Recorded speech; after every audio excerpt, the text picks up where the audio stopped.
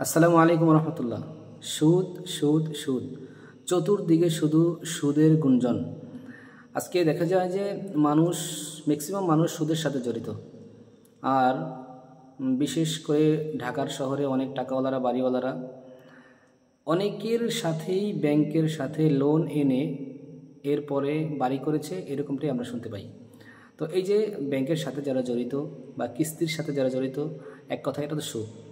এইভাবে যারা লক্ষ কোটি টাকার মালিকও হয়ে গেছে, সুদে টাকা এনে, কিস্তিতে টাকা এনে এরপরে আপনি যদি কোরবানি দেন, আল্লাহ তাআলা বলছে আহাল্লাহুল বাইআ ওয়া হাররামার রিবা, আমি ব্যবসাকে হালাল করেছি এবং সুদকে হারাম করেছি। সুদ যেহেতু হারাম, আর হারাম দিয়ে আপনি একটা হালাল কোরবানি করবেন, আদৌ ঠিক না, জায়েজ হবে না, কোনো ফায়দা নেই।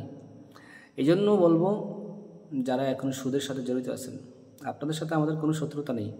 মেহেরবানি করে আল্লাহর জন্য এগুলো সব ছেড়ে দেন।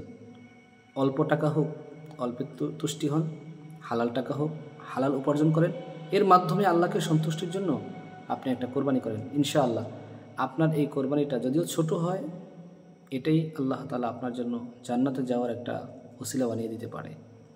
কারণ হাদিসের মধ্যে আসছে, যেই পশুটা কোরবানি করা হয় তার রক্তের ফোঁটা জমিনে পড়ার আগে আল্লাহ তাআলা তার গুনাহ ক্ষমা করে দেন এবং এই পশুর যতগুলো পশম আছে সেই পরিমাণ নেকি দেন।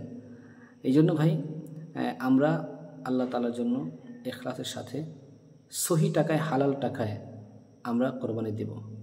আল্লাহ তাআলা আমাদের সকলকে হালাল টাকায়, হালাল উপার্জনে কোরবানি দেওয়ার তৌফিক দান করেন। আসসালামু আলাইকুম ওয়া রাহমাতুল্লাহি তাআলা ওয়া বারাকাতুহু।